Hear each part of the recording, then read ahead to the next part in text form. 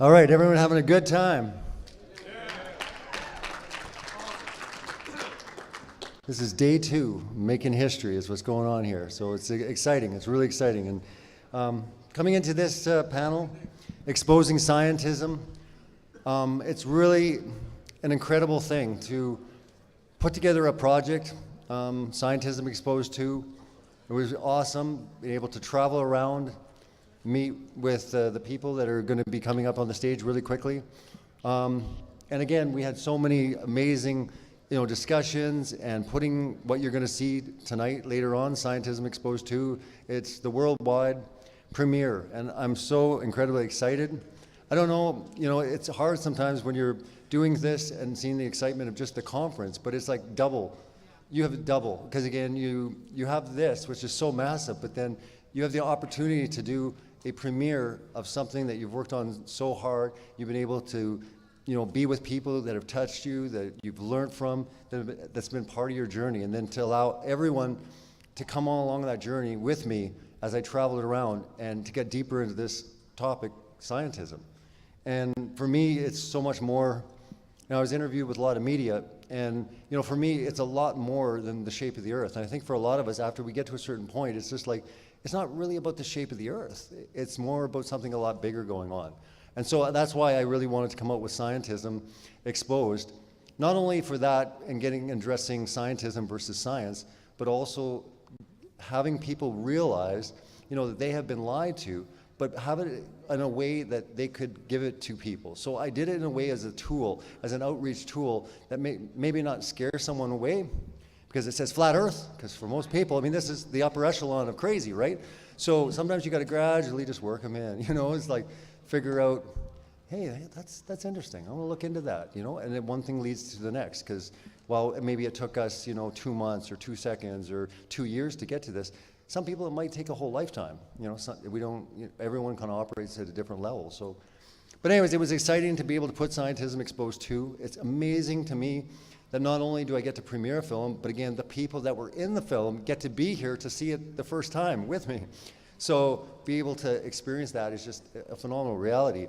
And then also, with my conference director, John Gabrielson, and Rick Hummer's the MC, they're also in it, right? So again, we got them all on the stage. And again, not only did they contribute and help so much making the film for what it was, but also they've helped so much here. So, huge hand to, everyone that's kind of put the conference, made everything what it is. I want to, first of all, say that, because I need to recognize that, because it's so incredibly important to me. And again, they've come together, not just on the project, but also getting this all together and making it flow the way it has. And it's been awesome. It's been amazing.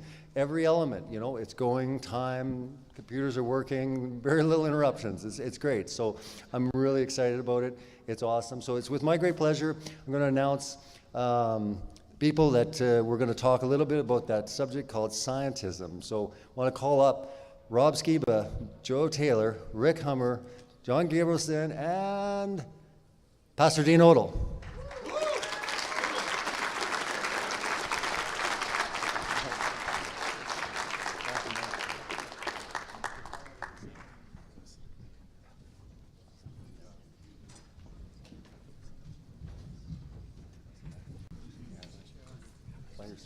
Sorry, I wasn't paying attention. Get it all settled and everything. It's kind of obviously no rehearsal with this, but hey, we're going to get it going for sure right away. But it's awesome. Like I said, Chairs. We had seat assignments. Exactly. So you guys can pull the mics off, and you can kind of hand it to one another. I think that's the best way. If you want to just pull the mic off, Rob, and then just you guys can pass it. When we kind of talk about different questions, but. Yeah, to be here, obviously, with John Gabrielson, and John Gabrielson, I got to know him by, it was Scientism Exposed, my first film, and he brought me down to his conference. And it's interesting that basically the first time meeting him was at his conference, and now he's directing my conference in the sense of this, how it all works out, how it's all orchestrated, how it comes together. It's just a phenomenal thing. Obviously, Rob Skiba, just absolutely incredible to meet him, and get all the input. And yeah, it's just, you guys are in for a real treat tonight. I'm so incredibly happy for how everything turned out. Joe Taylor, I had time to spend with him, and the interesting thing with Joe, and I think tonight when we go through this discussion a little bit, is while he's done incredible work exposing scientism with paleontology and archaeology, this topic, intrigued him. But he came to the conference to learn more. He's not a believer yet, but he's like, I'm intrigued. I want to learn more about these things. So I think we're going to hear, from Joe based on what he's seeing, on this journey, looking into this more, coming here and exploring that, And then with Pastor Dean Odle being able to come down to Alabama and hang out in the Alabama heat and to really come in with all the stuff that was there. It was just a great, great time. And obviously with Rick Hummer, we've got very close. He's assisted in so many different ways. It was awesome for him to contribute, and then also, be a part of a lot of the things, whether it was the AV or different things that I needed. Rick's really become really close and a dear brother for sure. So yeah, I want to just say let's start it off with the scientism. I thought it would be interesting to kind of run down the panel and basically, in just a kind of a short way, just maybe we'll start with John Gabrielson, and for you, what's scientism? Well, when I first met Robbie and saw the topic of scientism, it really intrigued me because I'd never really stopped to think about, okay, what's the difference between science? And I've heard people say theoretical physicists and theoretical this and theory this, and everything became theories. So I started realizing, it's really like a religion. Science is no different than any other religion. And so it started me on my research. And that's how I ran across Robbie. And so, when I think of scientism, I just think of it as a religion, not as real science, because it's not real science. I mean, if you go in, my son, and, he's 18 now, and he's a flat earther, as I am. And, when he first came to this truth, he started doing all the formulas, and he was going to his teachers who were teaching these theories. And he's like, well, you know what? Here's the theory, the mathematics behind the curvature of the earth. Well, how can you explain me seeing certain things? And he said the teachers would give him silly answers or just ignore him.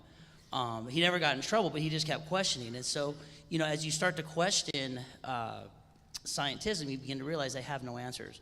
Where science is repeatable, you can assert some theory, then you can prove it, and you can prove it over and over and over again. We've seen this with all the experiments that Jaron's done, that Rob's done, that Rick's done, that you guys have all done, that I've done. So, that's the difference. It's real science where we can go out and actually see it, feel it, believe it, and then relive it and recreate it over and over again, versus these theories that are just ad hoc, and they just keep piling on each other to come up with another silly theory to plug the hole of the earlier theory.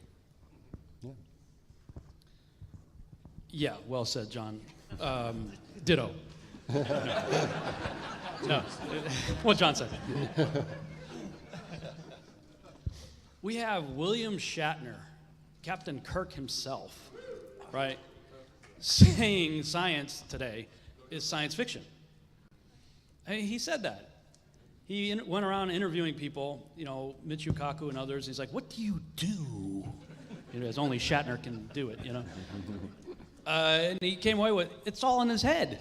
The guy's just making stuff up, equations and whatnot, and it's all in his head, all these theoretical physicists and whatnot. I mean, it's just, scientism is just, like you said, it's a religion. It's conjured up in these people's minds, meant to justify whatever preconceived bias they have. I mean, you have Tesla, I showed you the slide before, and others have talked about it, where he's like, today's scientists in his day are wandering off into equation after equation until they build something that has no basis in reality.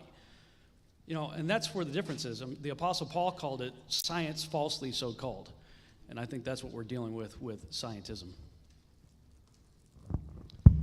In paleontology is rife with, or the study of paleontology is rife with half-truths and a lot of speculation and a lot of art.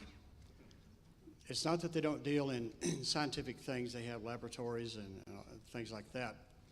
But there's a lot of imagination, and imagination is not science. Imagination might be the springboard to get a scientific program going, but it's not itself science. So it becomes the basis for a belief system. And once it's ensconced, which it is in most universities and most national museums, etc., your paycheck becomes susceptible to what you agree to. And I've been told this many times, I've said it many times, that if you go against the current paradigm, and they've told me about the paradigms, they admit they're there, you could lose your job. Well, you know, most people are not going to lose their jobs. And like the Bible says, the love of money is the root of all evil. And I think it starts there.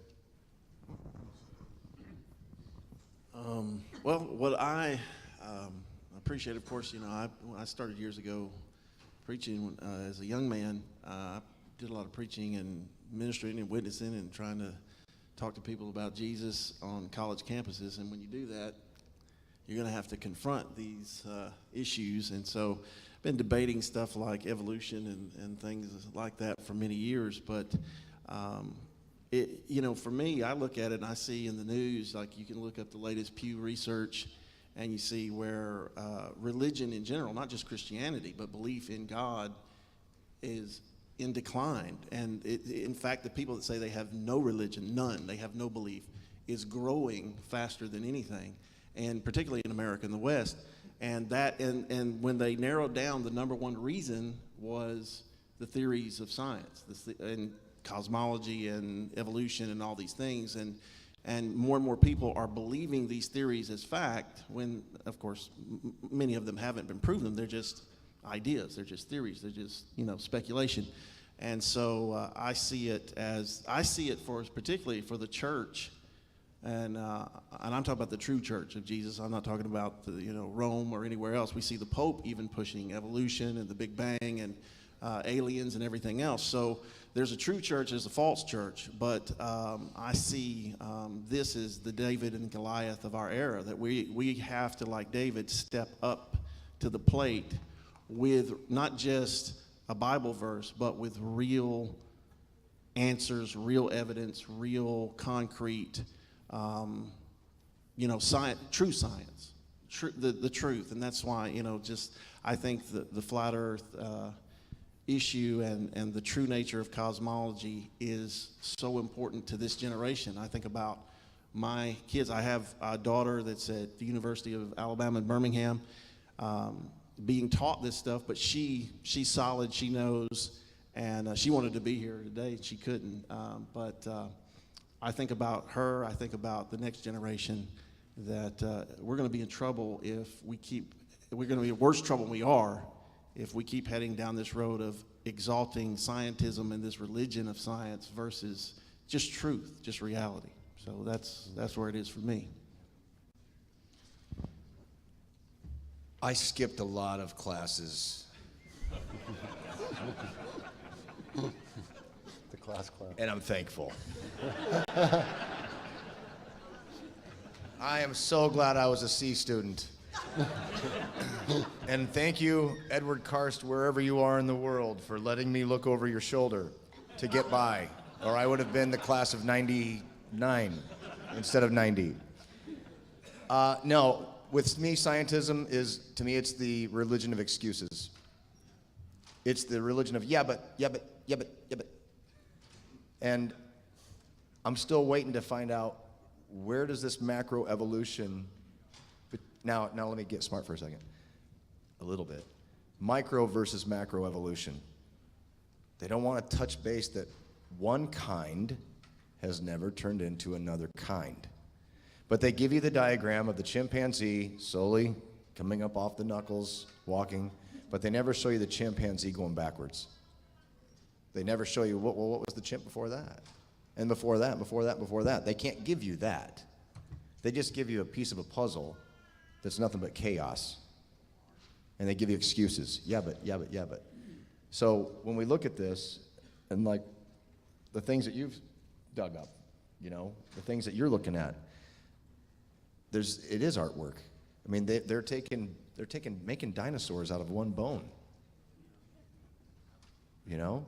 So when you look at this and you say, okay, well, what does this mean? Well, we've been taught this, the education system. Well, the education system hasn't changed in 150 years. It's the same principle. It's the same policy. It's the same movement. One person, rows and rows of students, follow this book, don't go off of it, don't go off the page, or you're going to get an F. It's that simple. So with me, with scientism, yeah, there's no evidence of one kind turning into another with evolution. And there's definitely, I don't believe in aliens. I know that things are happening, but that's really come into play. That's become science, like you said, Dean. You know, the Vatican's mentioned we should welcome our space brothers in, and maybe we can baptize them, unless they are here to teach us something more than we know. Well, man, what book are you reading?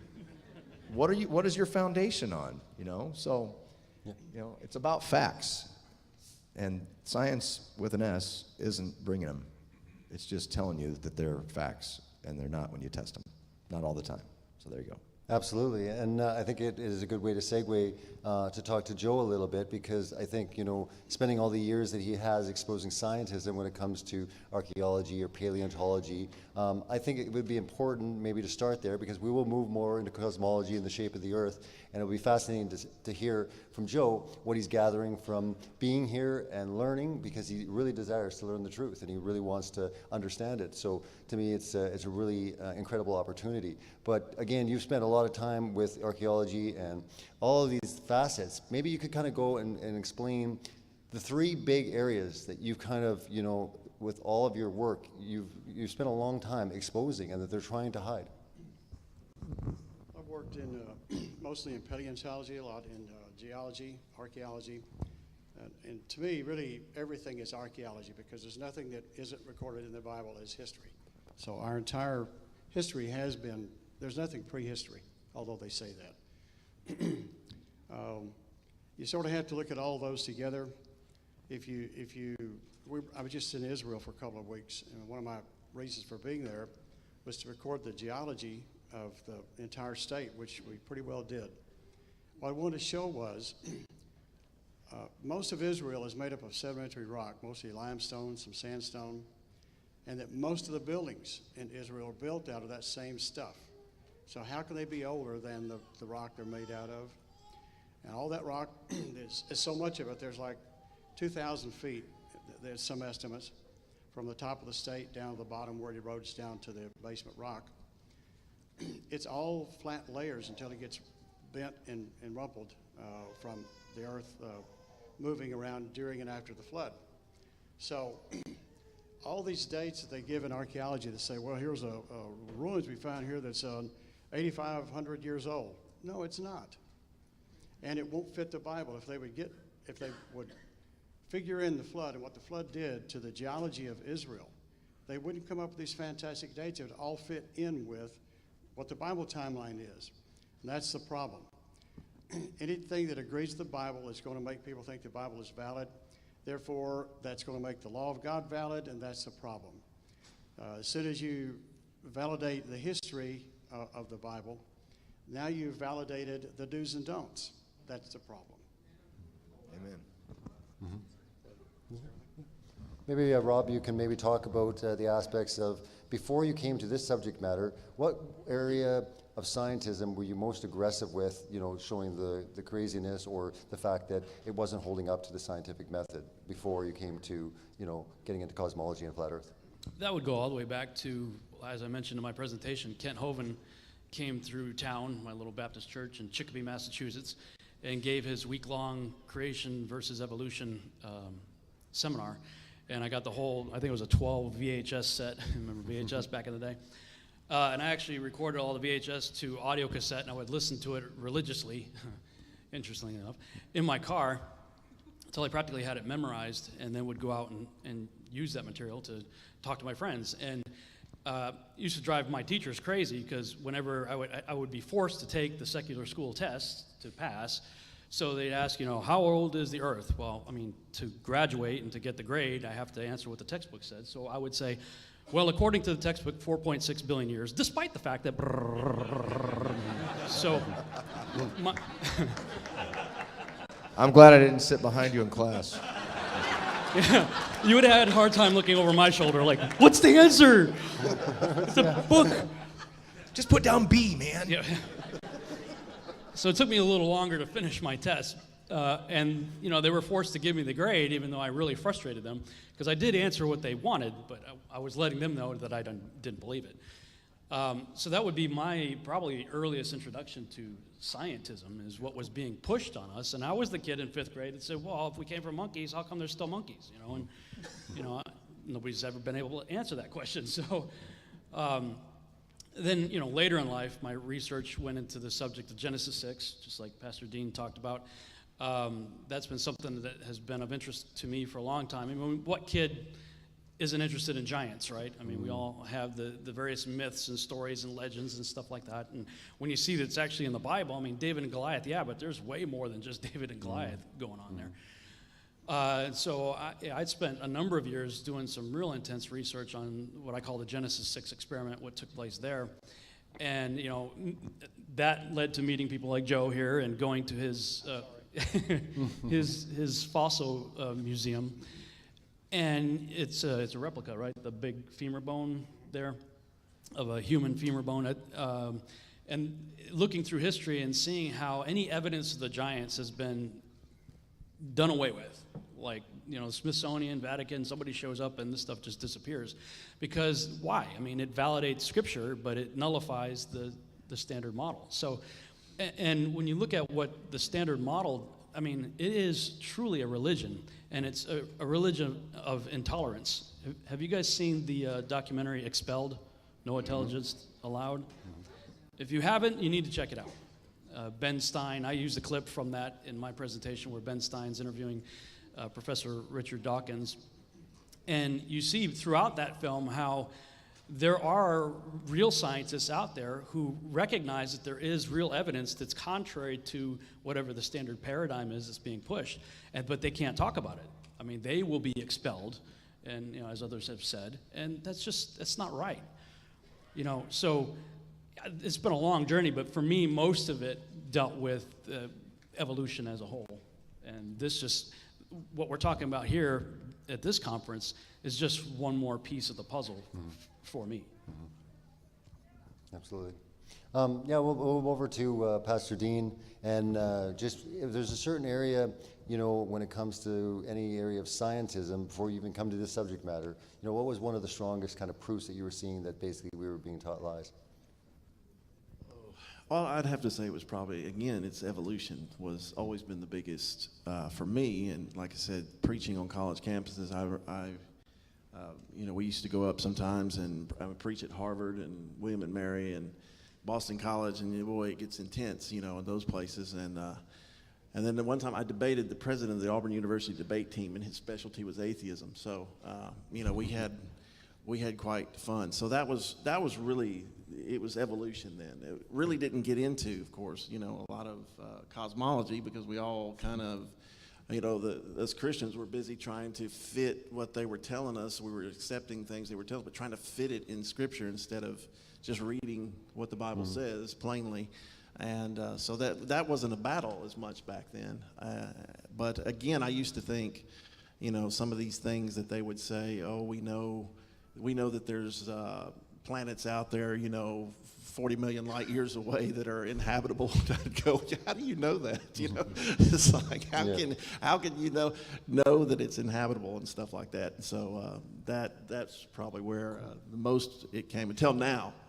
Now it's a whole new. Well, and that's the thing, and that's the segue leading into the subject matter of these last 2 days and getting into flat Earth, because all of us would agree that it's probably the upper echelon of one of the greatest lies that anyone can imagine. I was doing interviews out there, and I'm like, can you think of anything greater as a lie than this, even hypothetically speaking? So I wanted to move over to Joe again, because again, you sat in on a lot of the conference sessions. And as I sit here and listen to you, it's like more of the movies coming out. So as these questions are, I got these lists, and it's like I hear the answers, and it's like don't want to spoil the surprises. So, but it's important to me to hear from Joe, because like I said, what are you taking in? What is there anything that basically resonates where you're like, maybe I'm going to take a look at this more serious, or I have more researching to do? To me, it's fascinating to hear from someone that's not in agreement but wants to learn. Yeah, I've heard a lot of stuff that. Hold the mic up just a tad. I've heard things today that I haven't thought through. So rather than jump on something quickly, I'm going to take a look at it. I want to review the DVD, and I'll have a lot of questions. I'm still trying to get my head around how the mechanics of a flat Earth and the movement of the sun and moon works. So either I'm too dumb or I haven't heard it yet where I really understand it. I got 130 videos online you can check out. And a website. It's a lifetime worth of work right there. No, you know, having been involved, well, I grew up in a family. My dad was an avid reader. He was all kinds of things, but he ran for Congress one year, and we began to get all kinds of information that we wouldn't have gotten otherwise. This opened the door to all the conspiracy stuff. I read, none dare call it treason, none dare call it conspiracy, and that opened, you know, a whole world. So we weren't afraid of that stuff. Well, whatever you got, I'll hear it. So I think I grew up in a family with an open mind. I knew everybody's religion better than they did, and I could argue them into the corner and stomp them, you know. So I wanted to know everything there was. In fact, back a few years ago, I started what I call the Institute of Omniology, which is the study of everything. So anything that becomes a major factor in society, or I think is going to become a major question, I want to look into it. And I think the question of the flat Earth is so wild to most people they can't even consider it. So I'm not looking for them to say, oh yeah, Joe, go look into it, because they're saying, no, it's idiotic, don't do it, Joe. But I don't care, I'm going to look into it. And I think these are the best guys to talk to. So what I would say to people is, don't argue against something you don't understand. Go hear the people out. Go see it. These are not a bunch of dummies, except Rob here, but you know. I didn't say that. I did. Oh, okay.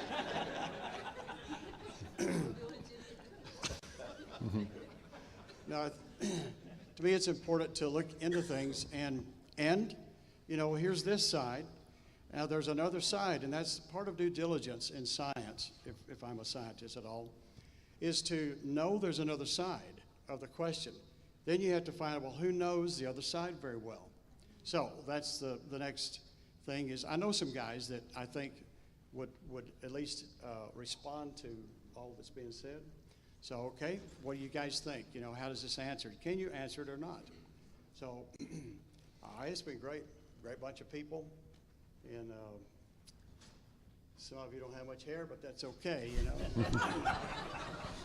I would say that we were presidents, but You got right over It's- here, right? it's- We made sure that we didn't make it look I'm bad. working on it. The Bobbsey twins. Yeah, no doubt.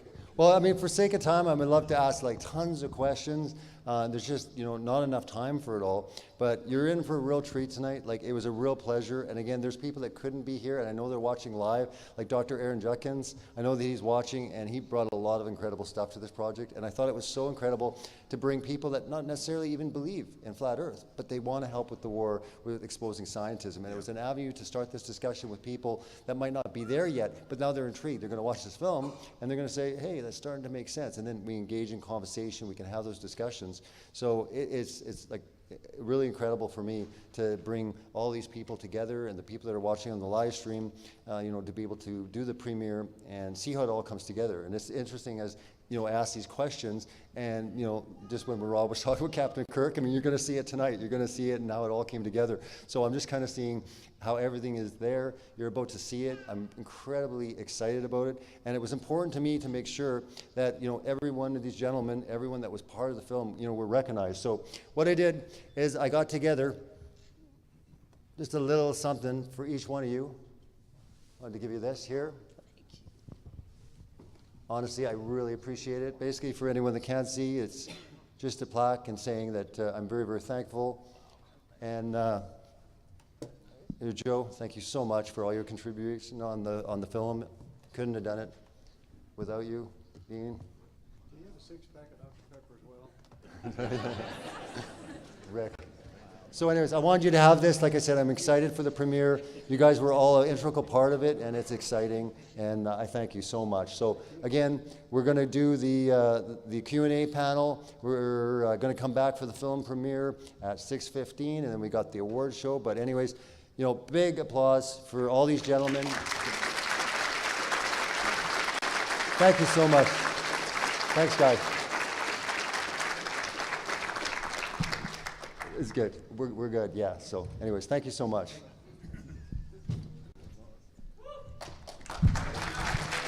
Yeah, you can change them. You can put the right ones when we get up There you go. So do I need to make another announcement? Yeah, that's right. Am I announcing anything else? Or can I go take a picture of this and send it to Well, my we have a mom? break, and then we got the. Watch the clip in the back. We're gonna take a little break so we can sit for the Q&A. We'll stay on schedule. Okay. You're welcome. I wasn't expecting this, Robbie. This is great, man. Thank you. Dude, give me anything.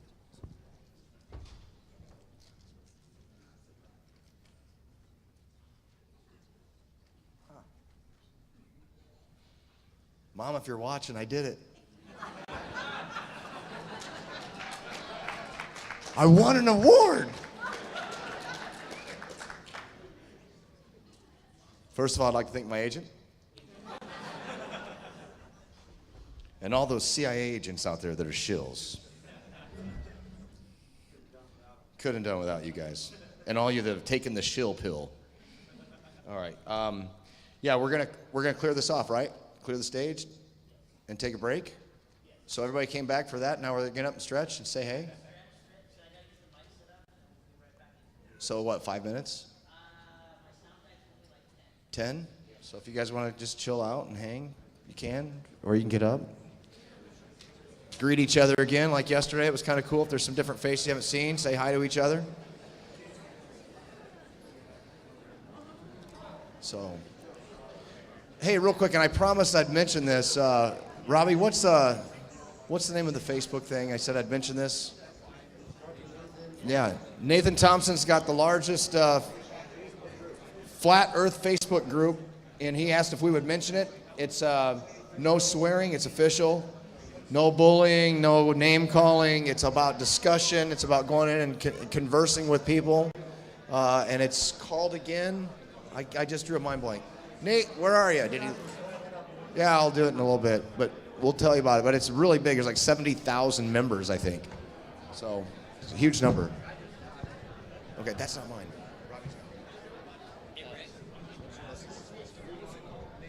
It's Nathan Thompson.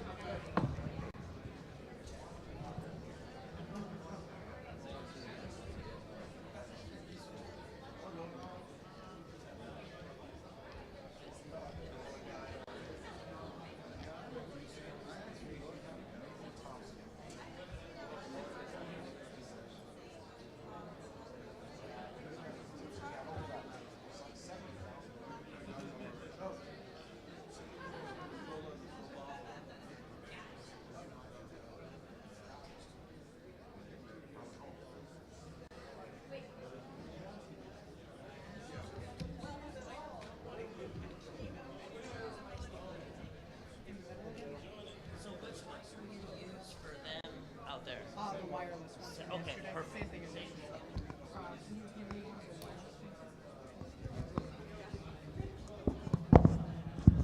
Oh, it's still on. Hello?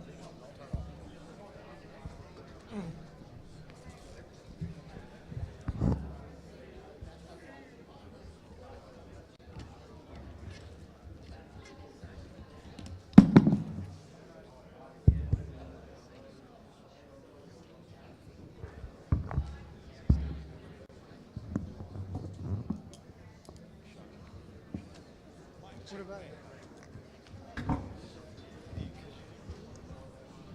Hey, Rick, let's move this table.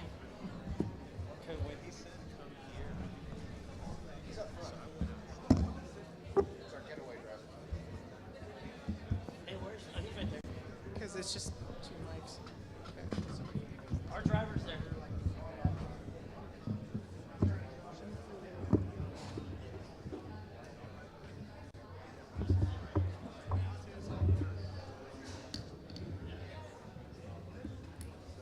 And I guess because people are talking.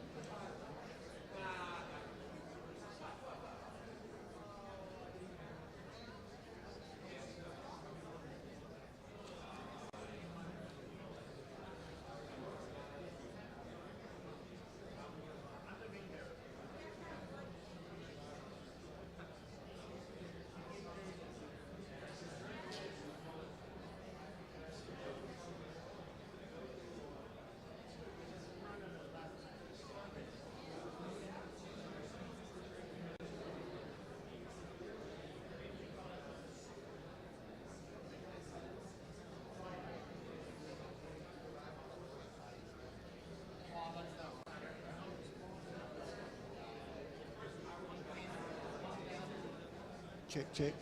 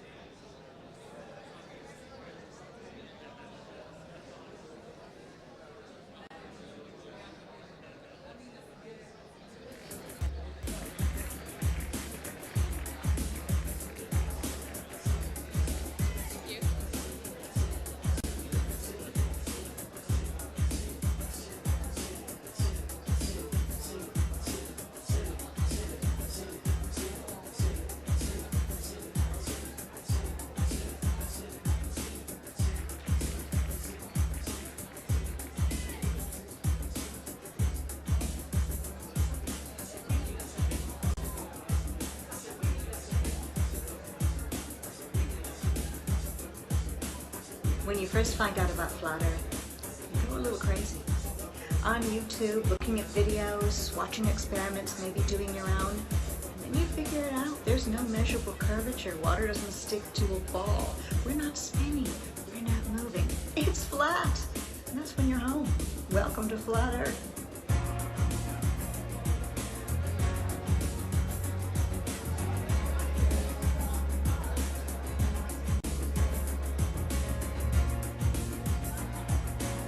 Here. The Earth is flat. Have you ever felt it spinning? I haven't.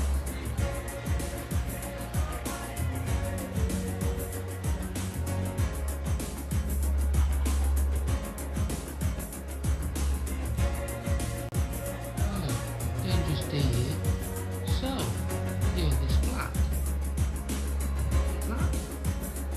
Yes, it's flat. Is this important?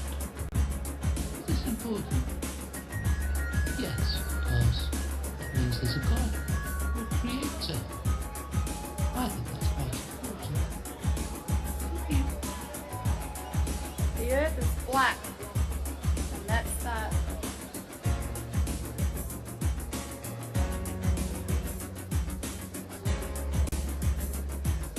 My name is Aaron Davis. I'm an international teacher in Kazakhstan, and I know the Earth is not a spinning ball. Research, flat Earth.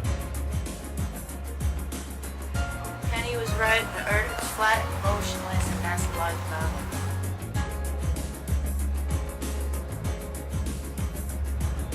Agencies like NASA or the National Association of Space Actors would like you to believe that you're spinning at hundreds of thousands of miles an hour, corkscrewing through space on a sphere.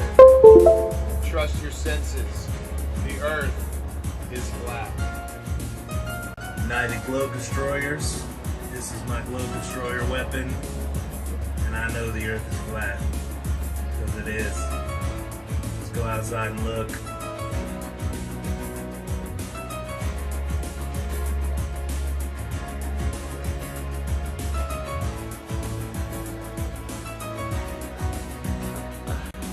Here to tell you the Earth is flat, and if you don't believe us, research it, look into it.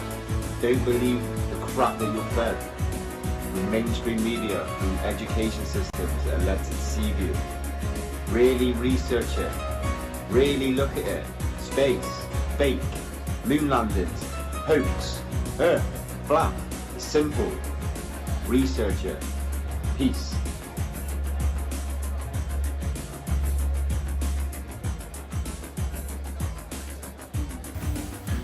Okay, the Earth is definitely flat and motionless.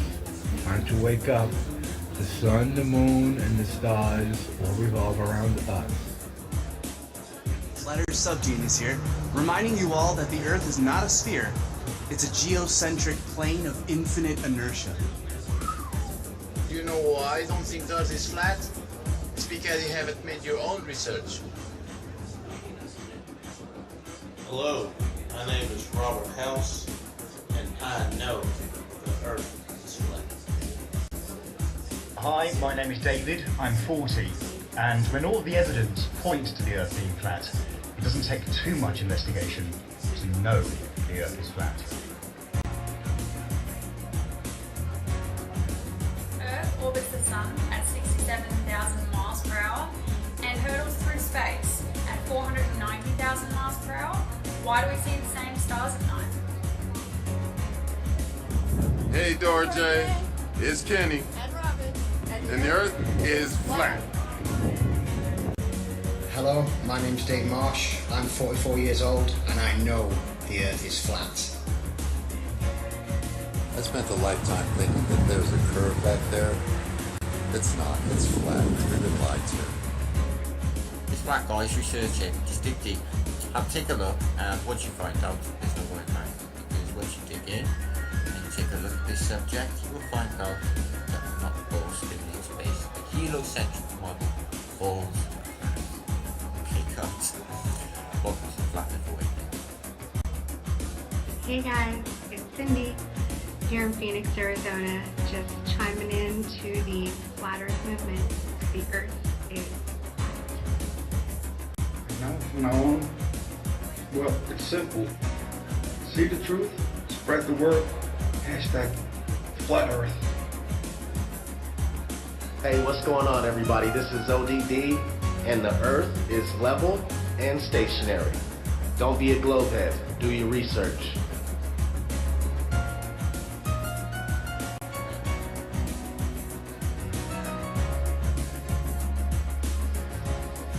the earth is flat. Quick, the CIA and NASA are coming. We gotta get out of here.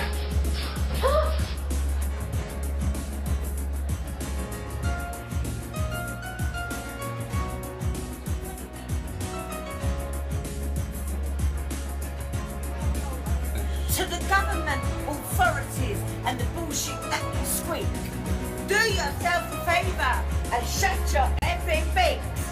Shut your effing beaks. Shut your effing beaks. Warren McFist saying it's still flat. Who thinks flat am I? It's a beautiful day to research flat Earth. Water always rests level when unmanipulated.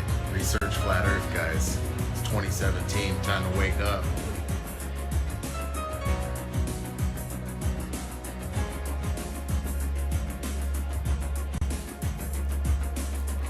Greetings from North Andover, Massachusetts. The Earth is flat. Research it. The truth. The truth is not a question of perspective. The truth is not changeable, but there's only one truth. So is it true that the Earth is flat?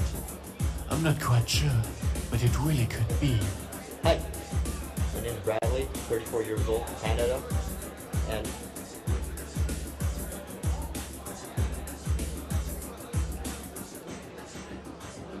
I'm very convinced that the Earth is flat. This is Jack Hill here, creator of the Flat Reality group on Facebook. Big love to everybody across the plane. Come find us on Facebook. Keep it flat.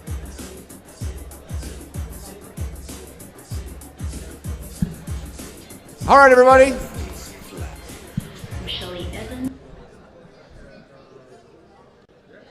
Everybody, do me a favor. Say hi, Paul.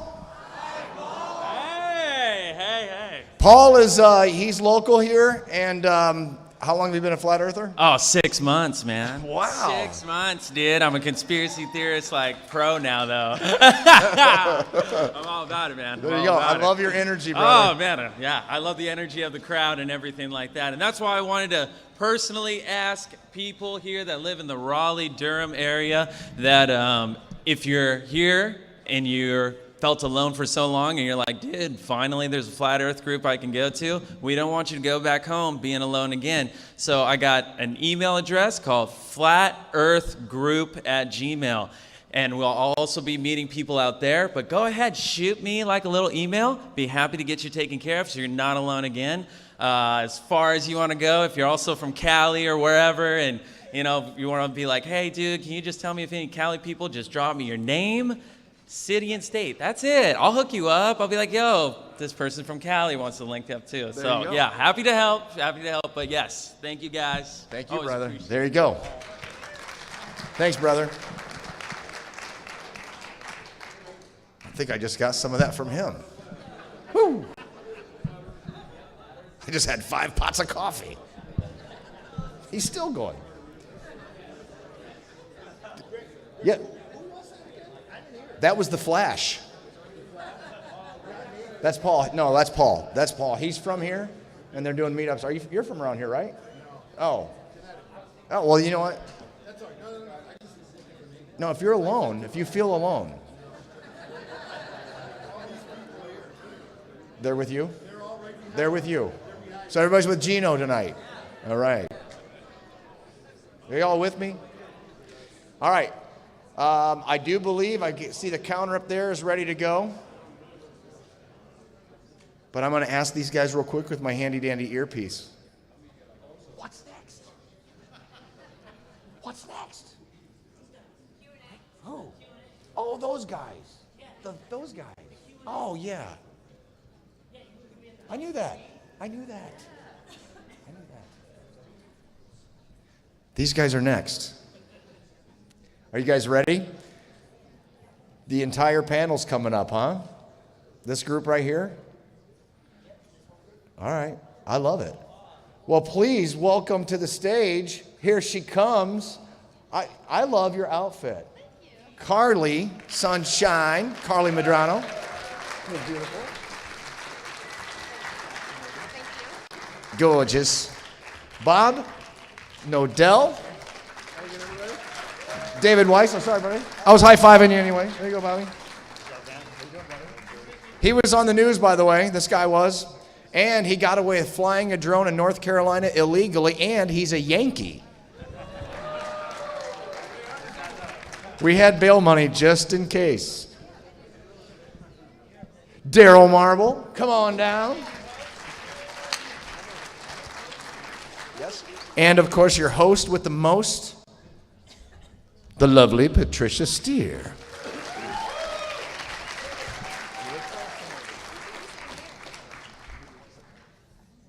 Oh, I can't.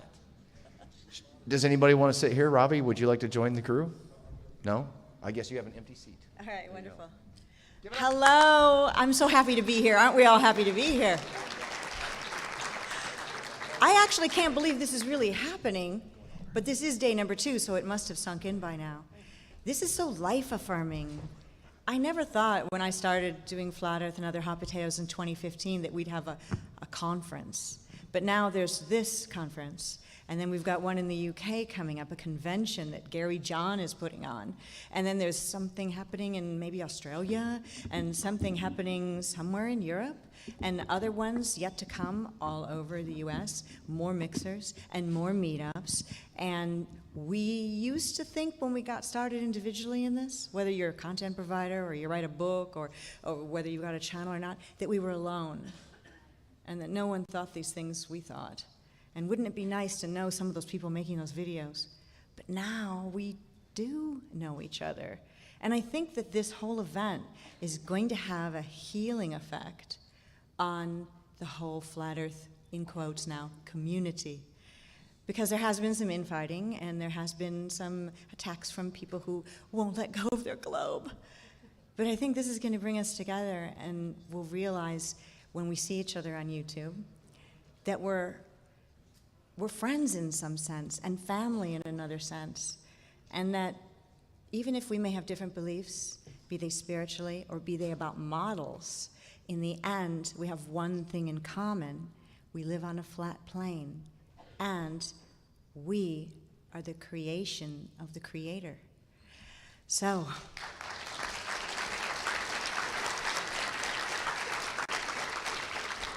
with that in mind, Wait. I found the other guy. I want to introduce the panel, which is now complete. Perfect timing. Rich, have a seat. I'm going to ask the panel to introduce themselves and tell us a little bit about what their specialty is and what they're known for. And some have already been on the stage, so they'll have to rephrase it again. So let's start with DITRH or DITRA or Dearth or Dirt first. I'm Dave Weiss. My YouTube is DI. Whoops. Grab the mic. Maybe it's not on. Not on. Mic check. He's just like the Fonz. There we go. My YouTube is DITRH, stands for Deep Inside the Rabbit Hole, for maybe 2 of you that didn't know that. And I do a podcast called The Flat Earth Podcast, easy to remember, flatearthpodcast.com, where it's good for beginners and anybody that's just looking for what's new in Flat Earth. And that's who I am. All right, up next, we're going to go with D Marble, Darryle Marble. Well, my channel's name is D Marble, because, you know, that's just my name. I'm the common sense guy in Flat Earth. I'm just going to keep everything really simple, just show you things that are very observable, repeatable, testable, as science should be. Also, I'll make videos about life living in my van, or living out of my van from time to time, and, you know, talking about some other things, but we'll get into that a little bit later, perhaps. Thank you, Dee. Up next, we're going to ask Karlee Sunshine to tell us about her channel. I'll just put this in front of you because I think it'll work. Well, my name is Karlee, and I go by Karlee Sunshine on YouTube. That is my YouTube channel. And I'm also quite active on Facebook. I run over 12 Flat Earth Facebook groups, but my baby is called Flat and Happy, and I'm sure some of you here are in that group. I've been involved in Flat Earth since about February, March of 2015, and I just want to say I'm extremely honored to be here. I can't believe that this is happening, that we're here, that we are changing the world, we are making history, and I don't want to get emotional, but I feel like on the way here that I came home, because we're all here together now. It all makes sense to each other. And I love all you guys. Thank you for this opportunity. And Bob Knodel, who, because you're so tall, you look like Karlee is like so tall.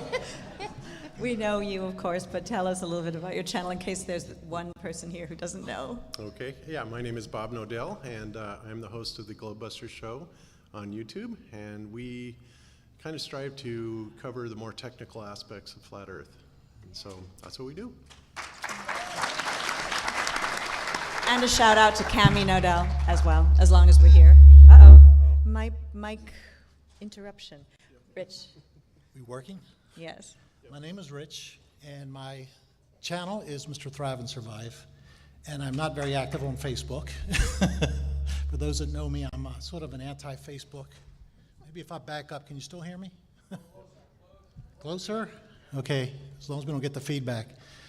Yes, I'm not a big Facebook person, but I do have Mr. Thrive and Survive Facebook. I also have a channel, a website called matrixbusting.com that I have decided now to make that a repository or a depository for guys like you out there to deposit the different scientific papers you come up with, your experiments and different things like that, without commentary, without the the trolling and the back and forth, just the plain science that you have discovered, like a scientific white paper. I met somebody here, believe it or not, who wasn't even in this conference, who came in from next door and just happened to catch my speech yesterday, and he wants to help develop the website. He's a professional website person, which I thank God for that, because I'm not. And in a nutshell, my big thing is empirical evidence.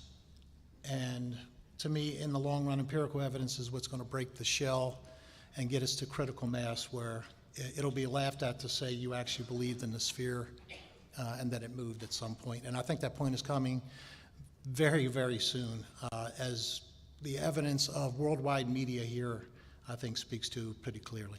Thank you very much. Well, this Flat Earth and Other Hot Potatoes panel show is really about your questions. When I do my show on YouTube, I go into the live chat and I ask people who are there in the chat to ask questions if they want or contribute. And this is really your opportunity to ask questions. But before you go to the microphones that are set up, I think there are two, although I can't see them, and ask questions, if you have one, formulate a question if you've got for any of the panel members. I'm going to ask each panel member in the same order that we just went through to tell us what their thoughts are on the future of flat Earth, or if you don't even like the term flat Earth, non-globular Earth. Where do you think this awakening, movement, community, where do you think it's going? And we're going to go with DITRH with the very first answer. That's a question I've been asked several times today, and my answer is I don't think it's going away. I keep waiting when I'm in the car driving. I'm like, all right, this flat Earth thing, it's just going to go away one day, and it didn't seem real. Now I'm here in the largest gathering of flat Earthers ever, this time around at least, and it is real. And next year, I'm predicting the conference to be a minimum of twice this size, if not substantially larger, because I don't see anybody waking up to flat Earth and going back. It just doesn't happen. So, it's literally the Matrix. We've all taken the red pill, and the steak and the blue pill is out of the question. You can't go back even if you want to. So I see it happening rather quickly. I like that Jaron threw down the gauntlet that NASA is going to be done this year. I'm holding him to it. And when that happens, the world is going to change. So we will see what the elite do to try to protect their biggest secret ever, the one that they protect with NASA and every other agency, the Hollywood, everything, in my opinion, is to protect their lie of heliocentricity. So I think it's coming. Let's see what they do to try to stop it. I don't think anyone is going back to sleep, and I see the world changing. Perfect. And when it comes, living without fear is one of the ways that we're going to get through it. Darryle, what's your answer to the same question? Where are we going? Where we're going, where no man has gone before. No, that'd be fake space. But the future of flat Earth, I'm seeing this is going to be, as has been said before, as I said on stage yesterday, is we're headed towards a tipping point because pretty much like Dave just said, once you go flat, you don't go back. Nobody's going back to believing in the globe. So I've said this a few times. Within 5 years, flat Earth is going to be common knowledge, and it's going to be just embarrassing to have been duped to believe that we're on a spinning ball rocket, as Rand Campbell says, flying through space. Monkeys turning into people and all that. It's going to be laughable in a rather short period of time. So we have absolutely nothing to worry about. As you can see here, saturation is coming. So that's where I see it. Thank you. And now when I see the globe, it provokes laughter in me. Whenever I see the globe, I look on my iPhone, I see the globe icon, I'm like, who are you kidding here? Well, the same question is now to be posed to Karlee Sunshine. Where do you see this awakening going? Karlee. Well, very similar to what I'm sure how the rest of us feel. I agree with the idea of critical mass coming, tipping point. We're going to be changing the education system. But I also take a little different view as far as I look at it from more of like a humanity standpoint. Flat Earth is allowing us all to understand who we are as humans and where we came from, and that we are intelligently designed, and that we have so much phenomenal potential. And in my mind, I see that that's a huge rift in the world right now, and we're moving towards that now. So if where I see Flat Earth in the future is us starting to heal humanity so that we understand our potential and how important we are, and that's why we're realizing that the Earth is flat, because it is intelligently designed. This is created for us. That's where I see this going. Wonderful, Karlee. And I think it's no accident that you speak of healing and I spoke of healing. I'm not saying that men and women are, it's a woman's thing, I think. We do think along those lines oftentimes about bringing around the peace. All right, up next, Bob Knodel. Where do you think this ship is going? Well, I'm really pleased with where it has gone. We've made a lot of progress in the past 2 years, 2.5 years that we've been doing the show, and seen a lot more people join the movement. But I wish I could say that I believed that it was going to be all, flowers and rosy and everything, but I think that we're going to be running across some hard times, because the people that are in control of this world are not going to give that control up easily. And we can expect a fight. I mean, we're already starting to see it manifest in YouTube, where all of the truthers are essentially getting their channels shut down for even talking about some of the other conspiracies out there, like Las Vegas or anything like that. And let's face it, Flat Earth is the biggest. It's the granddaddy of all conspiracies. And when we start coming out with enough evidence that is really persuasive, and we start presenting this information to the universities, and we start appealing to the professionals, the scientists, the physicists, the engineers out there, and get them to start asking questions. At that point, and leading up to that point, I believe that we're going to be in for quite a battle. And But in the long run, I really believe that I have faith in humanity, and I think that ultimately we can pull this off. But it's not going to be an easy road. So that's where I think we're at. I agree, Bob. It's a challenge for all of us who are in the know to become our better selves and be an example. People say this is a leadership movement, but we all can lead by example. And one of the things when you find out about this truth that burns within you is the desire to communicate it to other people, to wake other people up. And it's not easy. My brother won't even talk to me anymore.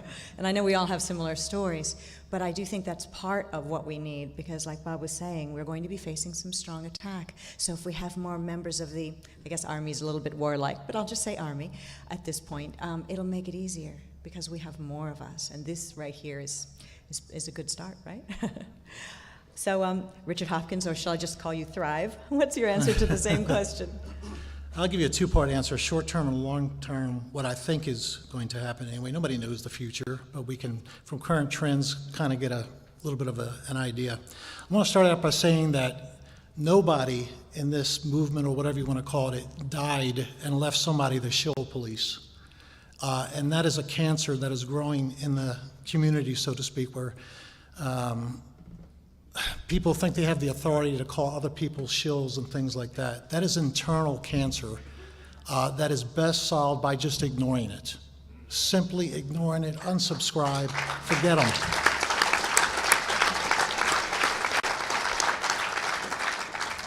The other short-term issue is now that we have so much empirical evidence that we've been lied to about the Earth and about many other things, the whole cosmology, we're going to face an issue of now trying to determine what the model is. And my caution with that is, remember that you were programmed to react as laughter or to reject flat Earth when you first heard it. This comes from the education system when we were all children, and it just built all the way up. And now that we're going to be looking at different models, remember that if you don't have empirical evidence that says it's round or square or in this, a slice of pizza shape, whatever, that keep your mind open is what I'm saying. Don't be dogmatic and say, no, it's got to be the azimuttal equatorial, and it may be that one. It may be. But until we get enough evidence to try to narrow it down, and I personally don't think we will ever know it all. First of all, we don't have the funding like NASA has, The biggest thing we have is to put balloons together and P900s and things like that. Eventually, we will have funding, I believe, that will come from people saying, finally, let's stop sending billions of tax dollars each year to NASA. Because what have they produced for humanity? Absolutely nothing. I think they produce Tang, maybe. Yeah, Tang, that's right. You have dried chemical orange juice right. from NASA.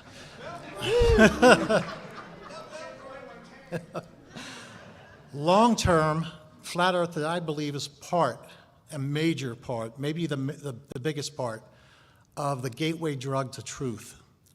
Someone very famously once said, the truth shall set you free. And the flat Earth truth and many other truths are now, if you haven't noticed, coming out in the woodwork. They're not totally exposed yet, but they're getting there. We have a bunch of political corruption all over the world that I believe is slowly being unraveled right now. We want it to end today and be over with. But it's going to take some time, and as several people have said up here, it isn't going to be an easy road. And the thing to do is remember, and this is one thing that I've noticed that I did not expect, there's a separation. The people that believe in flat Earth, they have the good fruits of humanity for the most part. Whereas the other side, it's filled with hatred and vitriol and spewing out anger. You can see that division. Anybody that looks at a comment thread on any one of the channels. And just remember, good will overcome evil as long as you keep producing good fruits and don't buy into all that. So you all in the audience, and those watching, either now or in the future on video, I can't stress it enough that each individual is a cell in this body of truth that is trying to now be opened up, this envelope that's been hidden, all the lies we've been told, they're being ripped away and the truth is coming out of the bottle. So keep up the good fruits, combine one another with one another to help to move it whatever which way you can, but stay on the good side. And you all, I mean, it just warms my heart. Meeting most of you people here that I've gotten to know even just a little bit, it actually brings tears to my eyes almost. The goodness that I sense and feel with all the people that are here. And that is a major thing not to forget that this movement brings. So. A great positive end note, Rich. We get accused, content providers, even those who don't make videos and don't even have channels, they don't even comment, of being agents. And guess what? We all are agents. Shh, we're agents of truth. And our role, we decided one day to look at a video, read a book, and something clicked on inside us. I don't even think it had anything to do with us. It's almost as if we were directed to the material. So here's to the agents, all of us. Agents of light. And helping others to see that light is really a noble, noble thing to do. And if you just wake up your dog or cat, that's good enough, right? Okay, so we may ask the panel other questions as individually as time permits, but I would like to give you the opportunity to ask questions. And so we have lines formed, and Rick Hummer is manning a line, and we've got another, I can't see because it's quite blinding up here. And we'll just start taking questions, and I'm not sure who they'll be directed to, but please state the panel member that you'd like the question answered by, and let's begin on this side. Brian's here from Nashville. Go ahead, Brian. My question isn't generally directed at anybody in particular on the panel, but what I'd like to ask you is your thoughts on the Antarctic. The reason I asked that question is almost a year ago, maybe a little more than a year ago, our vice president before the election re-signed an additional treaty in the Antarctic, essentially cutting it off from us. So my question to you is, what are your thoughts on the Antarctic, and how do we as a group try to probe and find truth in that area? Good question, but can you, did you say the Arctic? It sounded like Antarctic. The Antarctic, or Arctic. It was quite hard to hear up here, so. Not necessarily anybody in particular, but maybe somebody that would volunteer. All right. Who would like as to handle that knowledge-wise. question? Class, anyone? He's got it. So you want to know what our thoughts are on Antarctica. Antarctica is pretty much cut off to the average human being. You can go there, you can go on a trip, a very guided trip. If you tried to go there on your own, I'm not sure if they would stop you, but you'd probably just run out of supplies and not do well in that environment. I believe that whatever is past the shoreline of Antarctica that many people refer to as the ice wall is an answer to where we live. Whether there's an end or it goes on forever, I don't know. I haven't been there, and I don't think anybody in this room has. I also think the Arctic, the North, is another place that will give us many answers. And we all have no desire to go to the North Pole because we're all shown the same National Geographic video of those guys with the dogs going to the North Pole, freezing, frozen beards. Remember, we all saw that in school, and oh, we're there, and we're freezing to death, and we hope we can get back if we had to eat 2 of the dogs. So I believe the answers to where we live are there, and that's why it's pretty guarded or hard to get to. That's my opinion. Good answer. We'll take the next question from this side. Hi, I'm Jo Beth. I'm from San Antonio, and my question is for David Weiss. Yeah. So I've heard you, I love your podcast, by the way, and I've heard you talk about primary water, and I want you to talk more about that as it relates to our rim, our flat Earth rim. All right, so I'll touch on this quickly.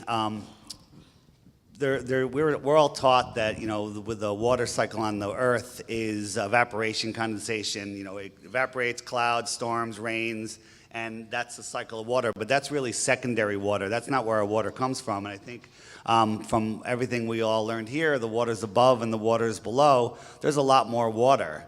Gaddafi found an ocean of water below the deserts when he was looking for oil and was piping it all through Africa, built the Great Man-Made River. Many of you have seen a video I did on that. Just look for the Great Man-Made River under my YouTube channel. And that is the primary water of this planet. You just said planet. You just said planet, dude. Get him out of here. I did. I'm out. Get him out of here. See, I am not fully programmed. I'm deprogrammed. You are the weakest link. I am confirmed shill 100%. Security. Security. So that's what primary water is. That's why they don't let us dig wells beyond 300-400 feet or whatever it is, because if they did that in California, they would hit unlimited water, and can't have that. So if you want to learn more about that, there's a website called primarywater.org. Check it out. Thank you very much, Dave. Thank you for the question. We go over to Rick. Ryan's over here. Where are you from, Ryan? I'm from Florida. All right, what's your question? I'm just curious, this is for anybody on the panel who has thoughts about this. Given the last couple of years, the increasing saliency in flat Earth, and it was on ESPN with Kyrie Irving, and Obama and Kerry said it on the news, and people are starting to hear about it, and obviously there's a lot of kind of buzz going on, most of it negative. And I know from talking to a lot of people here the last couple of days, a lot of us kind of came to it the same way, which is, this is dumb, it's going to take me 20 minutes to disprove this, and here we all are. I'm wondering if any of you guys has any thoughts on the why we don't have somebody yet from the Jet Propulsion Lab or the Army Corps of Engineers or Caltech, somebody who has 4 PhDs and has heard this and has went through the same kind of thing that we have and gone, all right, I'm going to shut all these idiots up, and why we're not seeing that quite yet. What's it going to take for us to get that kind of element into the group? Excellent question. Anybody but DITRH can take that. Bob? Okay. Well, I guess I would respond to that with another question, and that would be, what makes you think we don't? And the reason I say that is because we are in contact with people of higher degrees, engineers and physicists, that simply do not want their name put out there because of their, what it could do to their professional career. Okay, so I'm here to tell you that yes, there is absolutely an interest from highly educated people in college-level positions and very high corporate positions, and they have to look out for themselves, just like all of us, because anybody that's ever come out, in favor of this movement obviously gets viciously attacked, and the first thing they try and do is completely take away any credibility that they have, and you can't blame them for wanting to avoid that. But the answer is there are people. So there you have it. As I overheard Rich just say, boom. So there you go. All right, we're going to go right over here and get the next question. Hi, Gino from Connecticut. I'm going to try not to make this a long-winded question. So I've been involved in ministry since 1993, and prior to the Flat Earth, when I clicked on it in 2013, my main source of creationism was from ICR or Answers in Genesis. And when I spent the year doing my due diligence with the Flat Earth, I contacted ICR and Answers in Genesis, but never got any response back. And I don't know if any of you in the higher echelon of what's the Flat Earth movement, have we contacted them? Because they're not doing anything on the Flat Earth. I listen to them somewhat regularly, but they're the mainstream Christian, creationists. And to answer the question that was asked in the beginning, where do you see it going? I see this going from where they left off, because they're not talking about this at all. And I see this as an extension of creationism. I'm not sure who would like to answer that question. You would have to be coming from from a strong Christian background. And I know that there are those beliefs, but does anybody want to handle it? Karlee? Yeah. Well, I can say that personally, I've never, contacted any of these people, but what I can say is that there are people already, in the movement, people like Rob Skiba and Zen Garcia, people who are active voices in the community who are getting this word out, and they are supporting creation. And I think we just need to give it a little bit more time. I'm sure there are people here in the community, though, that have tried to contact, other Christian leaders and other people that do like seminars and conferences like this. But I do think, just like with the rest of the community, there's going to be a tipping point, and I believe that that's going to change. I was talking about people like Bill Schnoblin. He was with the Prophecy Club for a while. I think his YouTube channel is called With One Accord, and he is now a flat earther. So I mean, it is spreading. So I think, and if there are other people out there that know even more information, I think we should share it with each other. If it's going to motivate you to know that it's spreading as far in the Christian community as well, with the rest of us, then that's a plus. So I hope that gives you some hope. Correct. You're right. Keep pressing. And also, if you yourself know a pastor, a minister, a rabbi, a fill-in-the-blank school teacher, whatever it may be, and I know it might be hard, you might be that one person with just a quick note, a quick email that pushes them over the tipping point. Or you might be the entree, the very first person who ever told them about it. They might ignore you. They might block and delete you. But then more people and more people will continue basically tapping on their mental door, and then one moment they'll say, I probably should look into this. But each one of us can be responsible to make that happen. So if you have an opportunity, definitely speak up. Next, Rick. All right, Keith from Delaware. My question is open to anyone on the panel that wants to answer, but there's a lot of information, there's a lot of content, there's a lot of conversation in general, and anything you guys hear that kind of makes you maybe cringe when you hear it. It's pro flat earth, but you hear it, you kind of cringe and say, it's not really the best argument, it's not really good data, you don't believe it's true, or anything of that, that nature. That's Can I a really say something? good question. I hate the word globetard. Yes. And I hate think the word it's- globehead. I hate any negative connotation thrown back. That's just my personal opinion. I'm not up on the panel, though. I'll agree with that completely. I'm not the content cop of Flat Earth at all, and I believe everyone should do their channel or do whatever they do the way they see fit. But I do think that anything that would be demeaning, as if we're on a higher plane and we're talking down low to people, will set some people off. So trying to be polite and respectful to people who don't know yet, because everyone's a flat earther and they just haven't figured it out yet. So, That's right. Thank you. Really good point. Up next. We have Michael from Raleigh. Questions for David. David, I was chatting with Robbie before, and he had mentioned that there's considerable media coverage here, and I know that you've done some interviews. So my question is, what's your assessment of how that coverage has been for the conference? Well, so far it's been excellent because the only thing I've seen was me on TV last night. I hear, there's a lot of news here, a lot of different channels, and they seem to be doing a lot of reporting. Jaron and I were at the billboard this morning with Weiss for HBO, and it all went beautiful. Let's see what happens after the editing room.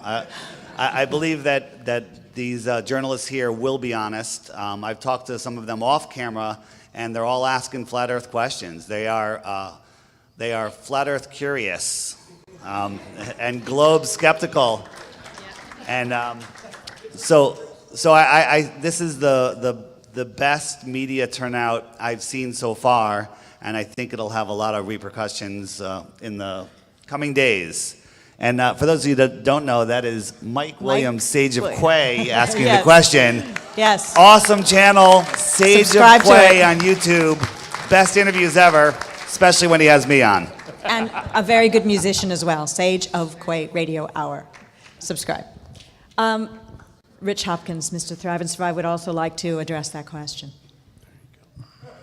Thank you. Very good question. I happened to catch just before I came here, and I don't know if they're still here, but it doesn't matter. I'm going to call them out on it anyway. I saw CBS Philadelphia. They reported that we were here.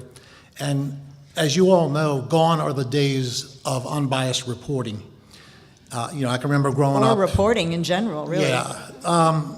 To me, there's a couple of things, and this ties in with the other question about what do I cringe about certain things.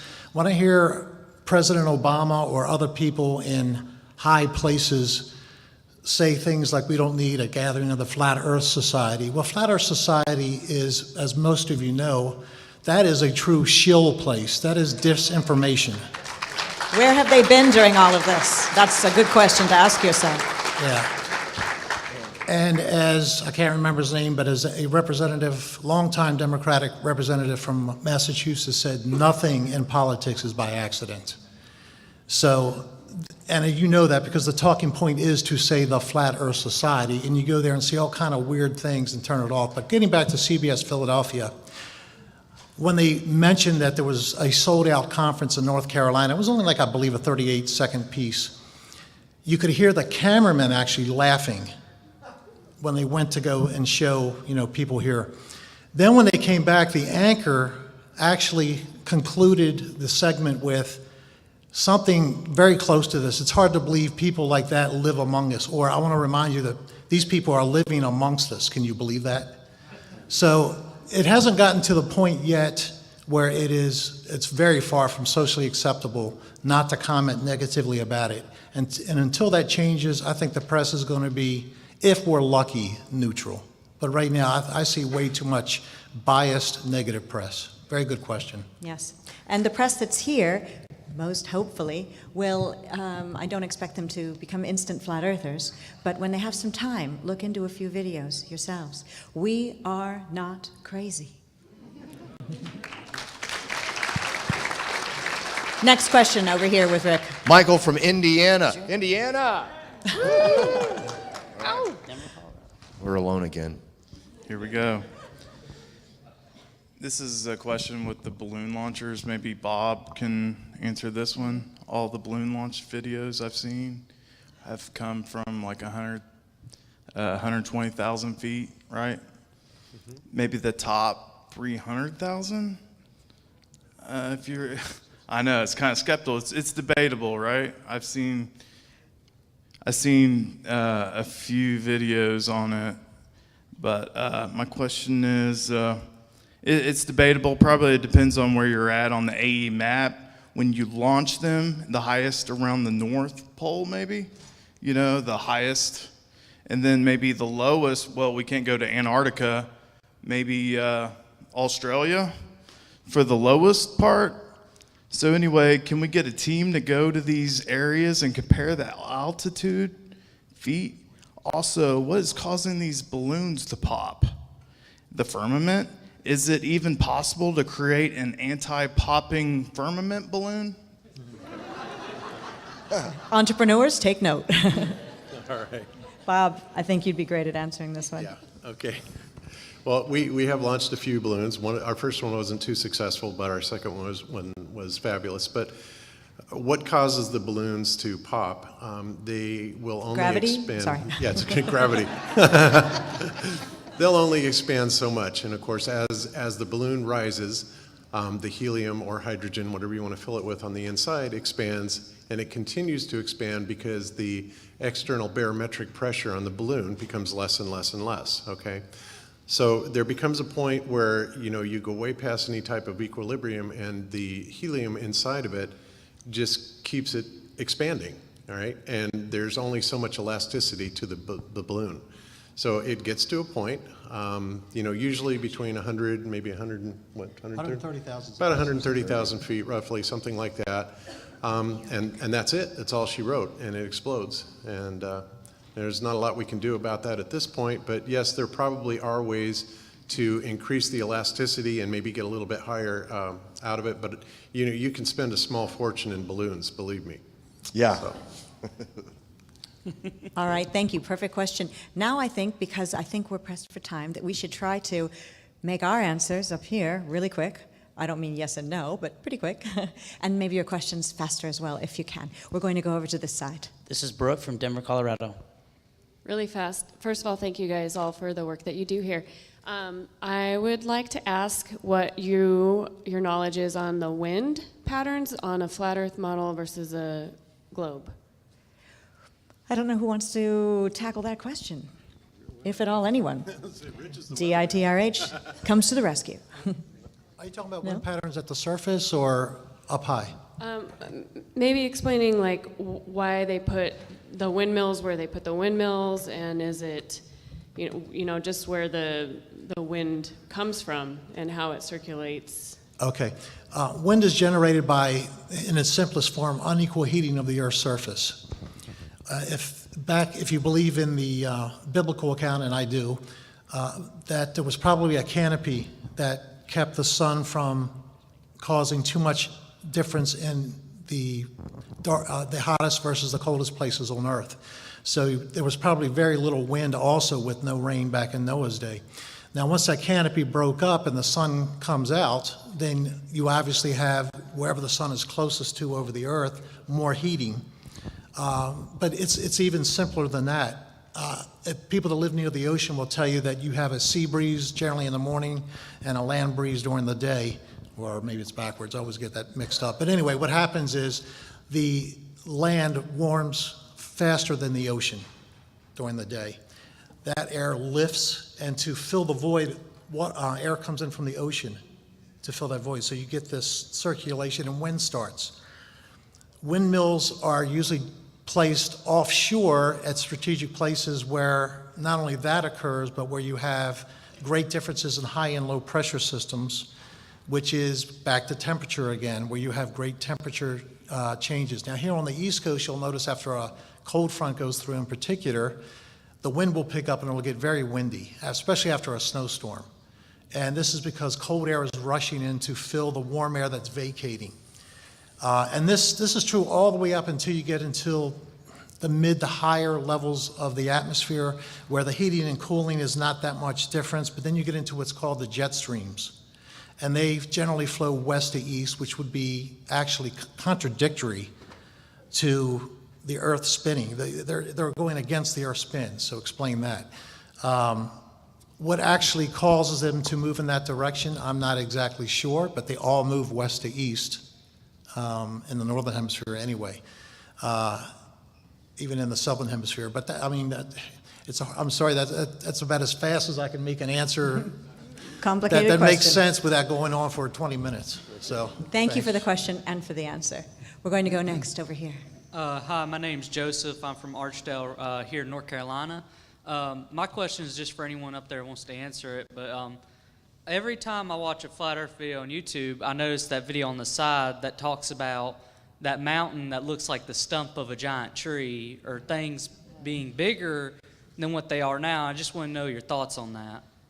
Well, I know that comes from a time of giants living maybe below the earth or living on earth, and different levels of oxygen a long time ago. And then, of course, we had no forests on flat earth make a big splash. And that, well, I don't know who would like to address that topic. Karlee.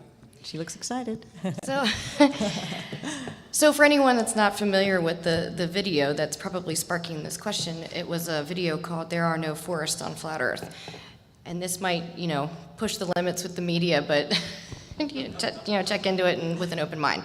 And the concept is that at one point in time, the things that we see now, like mesas, which are giant mountains that are flat on top, were at one point gigantic trees. And somehow they were cut, or we're not sure.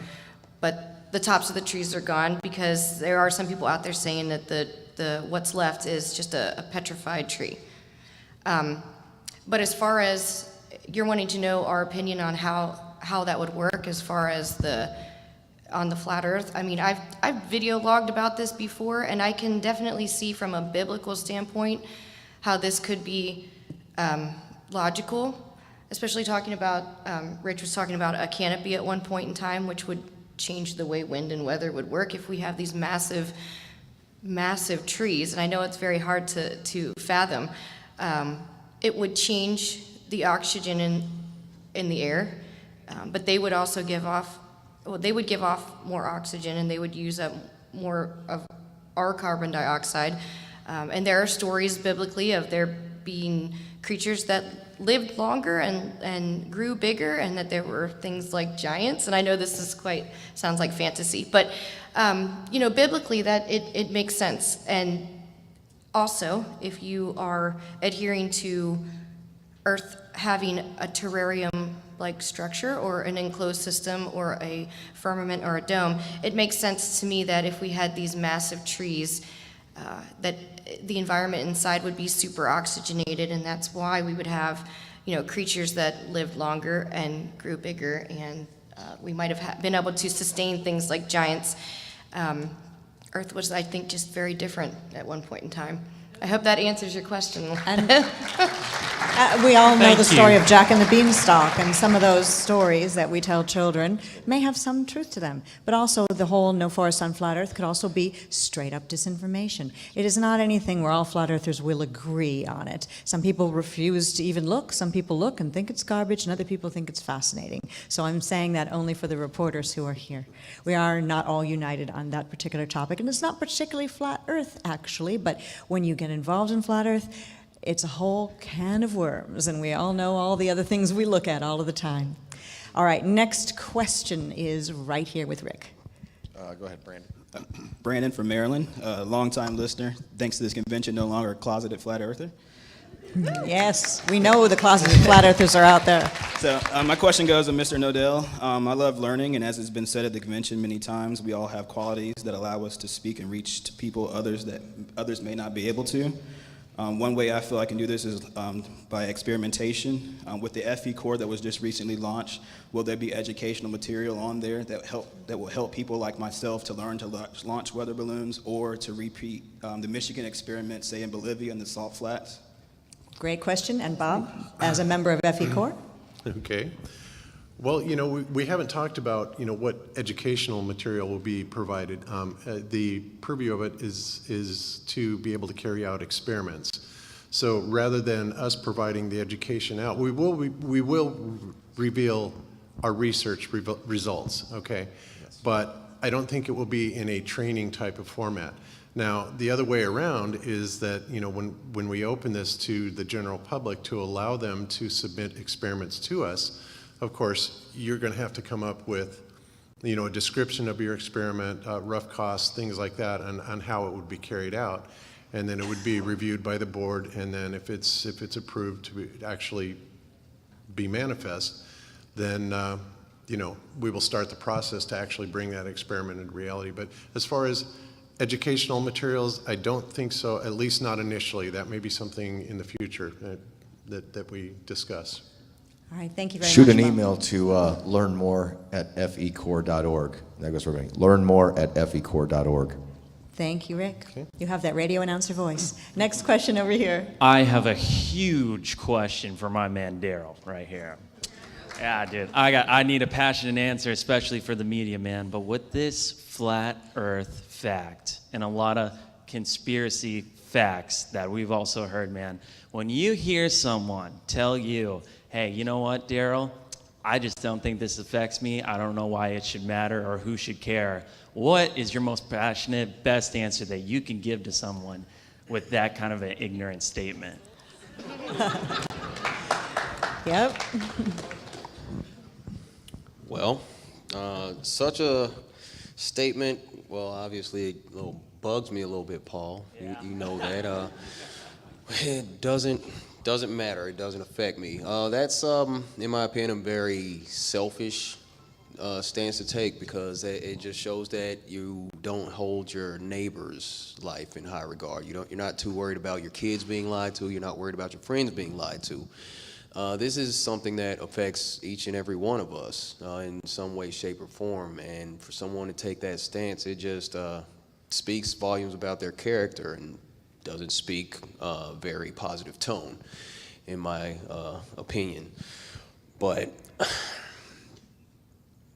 there are so many things that we've been deceived about that need to be exposed, and I see this as somewhat of a gateway drug, as was said, to every other truth. This is pretty much going to open the door to so many other things that we've been deceived about. And for someone to just disregard this, the very nature of our reality, as something that doesn't matter, it just shows a degree of shallow thinking and lack of consideration and just blatant disregard for your fellow man. So, in my opinion, this is one of the most important things that we could share and discuss. So, Yes. Thank you for the question. Next question over here, please. Hi, I'm Robin from Pennsylvania. Hey! And you're FE! Okay, mine's for the FE Corps. How I came to Flat Earth, my thought process was already primed, because years ago the Lord was showing me things that there were two entities, period. There's Yahweh and there's Lucifer. Everything that is of this world is from him. And then the more I researched, the more I delved into it, the more I realized I didn't know. And the more I had to stay humble and the more I had to rethink. And that his tendrils are in everything in our existence. You had me up until the gentleman said the reason it took us, we had to scramble to get the 501c3. Now, in my research, I found out that's a Luciferian contract. So why would you go back to the same government we do not trust for their support when they can come and put the squeeze on you at any time with this contract? I can answer that. I can answer that, yeah. Go ahead then. Yes. The reason why is because in order for us to get funding and international funding by big names, you have to have a platform. And a 501c3 is going to protect everybody as far as when it comes to playing the game properly. And just so you know, I'm not afraid to admit it, I put it under my own social security number because I believe God's watching over this project. I have faith, and I'm not afraid of any man nor any government. Right. Okay? They're not going to put the squeeze. They can squeeze me out. Look, I want to show you something. Look on the back of my neck. Pull that down. What do you see back there?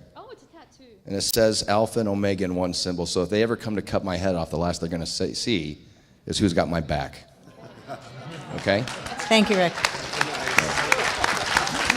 And we do work, all of us, within, YouTube content providers are dealing with YouTube, Google, Facebook. Great question, though. Twitter. And I'm glad because all of these are platforms that are controlled by the powers that should not be.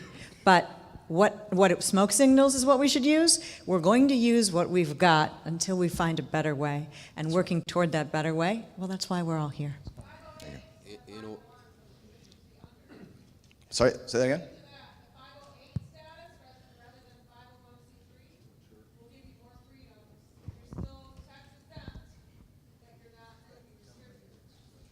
You're not what, restricted?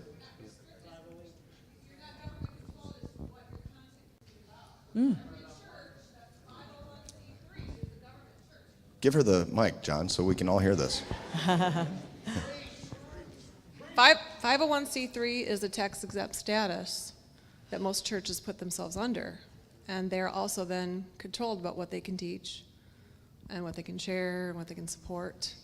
But they aren't aware there's a 508 status that gives them the same exemptions without as many restrictions.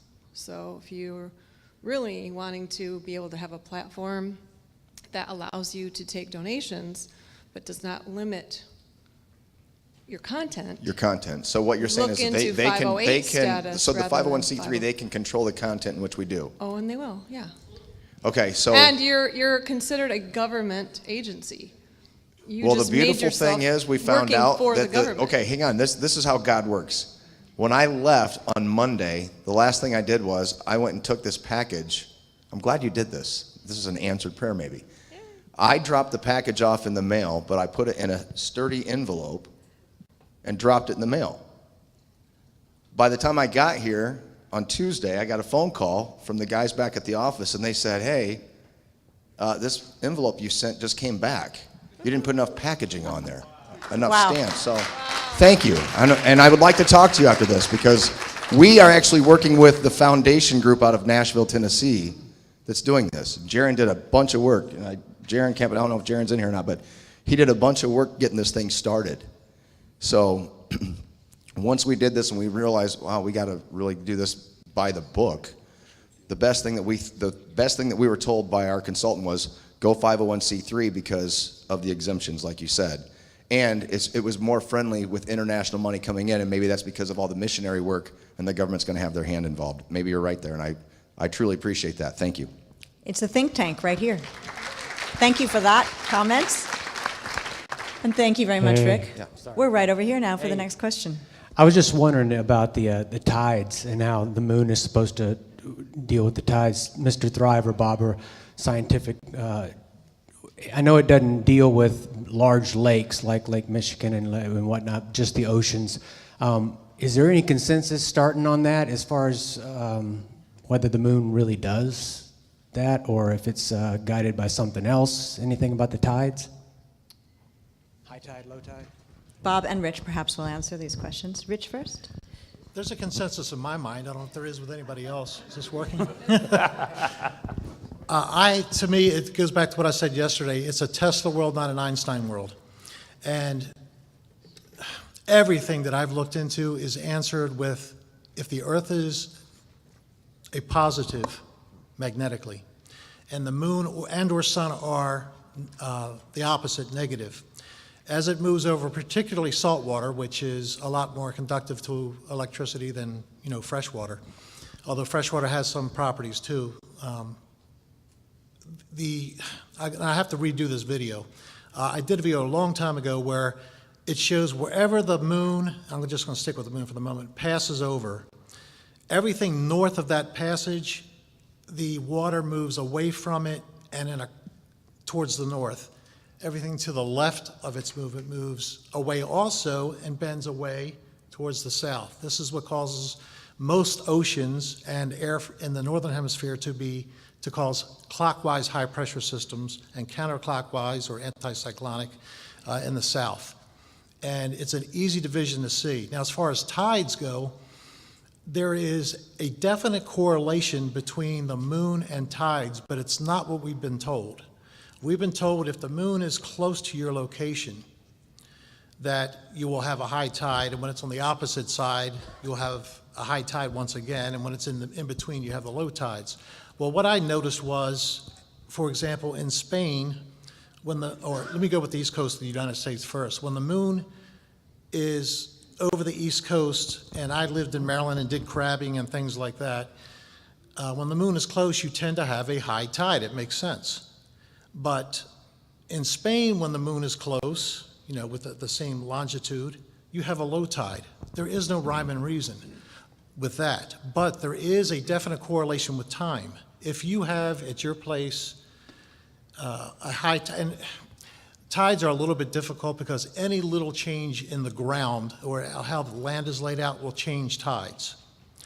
Water accumulates, and it does that by being pushed. And that is another property, a physical property of water that most people don't understand. They think, science tells us it pulls up. Nothing could be further from the truth. Water doesn't pull up. Water accumulates. And what I believe happens is the moon pushes out in front of it the water. And if you go to timeanddate.com, and just pick any spot and do a correlation with time, you will find that there is a correlation with time, but it doesn't follow high-low tide. It could be a correlation of high tide when the moon is close, or low tide, or in between. So, and this is easy for anyone to prove, anyone. Just go and do the work. So that's my answer for it. Bob, do you have anything to add to that? Only that water has also diamagnetic properties, and that magnetic fields will cause water to be repulsed away. But there's also another philosophy, another theory that comes from like Vedic cosmology, and I'm not so sure that I can dismiss it, and that is the idea that water is actually inflowing and outflowing from the center of the North Pole, if you will, right? Yeah. Now, I'm going to ask Rick Hummer, since our time clock has gone to 0000. We probably only have time for like one or two more questions All because right, I know then. you wanted to ask a couple questions before we closed. Because dinner's from 4:30 to 6, and we're at about, what, 4:25 right So now? we're going to have a couple more questions, Yes. and then I'm not going to ask the panel any more questions. Okay. So, up next. My name is Tony Gilliversi. I'm from Abbotsford, British Columbia, and Thanks for coming. thank you. And my question is for Bob, and it is for the FE Corps. I would like to know if there's anybody who's thought of or possibly getting a telescope of some sort that would be able to track the sun going around the flat Earth for 24 hours a day. Well, that would be quite an engineering feat. I suppose it's possible, but it would require, it couldn't be done from a single location, obviously. It would have to be tracked in a plane that is capable of at least 1,038 miles an hour, right? That would be the only way it could be done. I suppose it's feasible, but I don't really see what practical significance it would necessarily have. I mean, we can track it from the ground fairly well. So I'm not sure that chasing it from the air would really give us any major benefit. And it may not emanate from that spot that we look at, anyway. We And don't the really know. only plane that we would have is Sophia, and they're not going to let us use that. NASA won't, so. All right. If I Go could ahead. add to that real quickly. Just to let you know, there are people that are tracking the sun 24/7 around. There's a group that I mentioned yesterday that are tracking sunspots. And 24/7, they have observers all around the world constantly reporting back what's going on. So in a sense, we are doing it in a low-tech way. Okay. Patricia, we're going to finish these up. We've only got 3 questions. Next question right here. Hi, Dave Romero from San Diego, California. My question is, how do you think the flat Earth or the revelation of flat Earth might help with the science of cheap or free energy? Good question. I don't know who would like to tackle that. I'm thinking DITRH, you may have some ideas about free energy. He's got some ideas about everything, from what I've figured out. I'm not sure how to answer that question. One thing I have learned that we are electrical beings, and that when we are grounded to the earth, we are healthier and happier. That's why people love being at the beach barefoot. If you're ever not feeling well, not sleeping well, just go out and get on the earth. Walk barefoot in the grass, lay down. And those free electrons that you get will make you feel better. How that relates to the flow of energy in your body, there's other people that can answer that better than me, but I'm sure it has a profound effect. Yeah. And I just want to add one thing to the person that asked about the no forests on Earth. There's a video called Growing Megaliths from Living Stones. Very interesting. I recommend people look at it and decide for yourself what the heck is going on. Growing All right. megaliths from Thank living you stones. for that question. Up next over here. Hey, I'm Mac from New Westminster, British Columbia. So Abbotsford, we got to hook up. So my question is, I'll try to narrow it down, but the flat Earth community is going every which way. There's a lot of infighting. I mean, our goal is to end the enslavement of humanity. And yes, it's great that we're doing more and more experiments to kill the globe, but I mean, the globe's already dead. My fear is, and I like what Darryle said, he kind of answered a little bit, but if I've got 30 people that have stopped believing in the globe and now they're like, well, I don't care, I got to go to work, meaning I got to go on with my enslavement. My fear is that the world's going to wake up to flat Earth and the enslavement's still going to be there. Like, I know they say there shouldn't be leaders on flat Earth, but in my feeling, like, what do you guys think? There has to be some kind of leadership to focus this in one direction, and that direction is to end the enslavement of humanity, better life for, our children and their children. Well, when there's leaders, that leader can be taken out, and I think that's why we have a leaderless movement at this point, but we all have the ability to exercise leadership roles.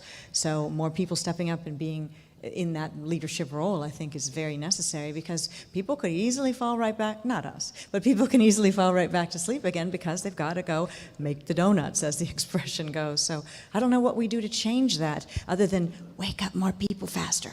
But how about my main thing is going in like kind of one direction and not in every direction. Sure, we can all be leaders and we're going somewhere, but like kind of have some sort of a focus and focusing on the enemy is what I'm saying. Well, the enemy is always going to be there Yes, yes. until the last day. That's Karlee it. Sunshine has a comment to that. I would like to comment on that just a little bit. I want everyone in this room to understand that all of you, because you're here, are the pioneers. You guys right now are going to be the ones that are going to move into the future. You guys are steps ahead of everyone. And so I'm putting out a challenge right now. So this means we move forward and we respect each other. We don't attack each other. We're going to learn what we need to learn scientifically and figure out the mechanics of this earth. But we need to learn how to love each other so we can move forward and we can teach the rest of the world, teach the next generations about the truth of this earth. Thank you, Karlee. Beautifully put. And our last question, right over here. Hi, I'm Marla from Chicago. I'd like to thank God first, all glory to the Most High, for getting us all here safe, keeping us safe, and getting us all home safe. I'd also like to say I've been blessed to go to the Global and Flat Earth debate in Duluth, Georgia. I was blessed to go to Take on the World Conference that NYS TV and Chris and Liz Bailey threw in Ohio. I'm blessed to be here with all of you. I wish I had enough courage to talk to you guys and stayed at the hotel, maybe next time. This thing is not going to stop growing. It is getting bigger. More people are more curious, and they want to connect with people. It's been a lonely few years, and I'm glad to see more people come here. God bless all of you. Thank you, my love. And his dog, Shanti. Beautiful dog, German Shepherd. I guess that concludes our panel, and I hope everyone's enjoyed it. Maybe you have other questions, and you can feel free to approach any of the panelists at your leisure. We have a dinner, we've got a film from Robbie Davidson, and we have the infamous Flatty Awards with Mark Sargent and I that closes things out. And all sorts of fun to be had tonight, because I'm just sure there'll be a little bit of partying, whether it's alcohol or whether it's water tonight. And so I hope to see all of you in all of those events yet ahead for us. This has been momentous, and we're going to do it all again next year, but even better. Thank you so much.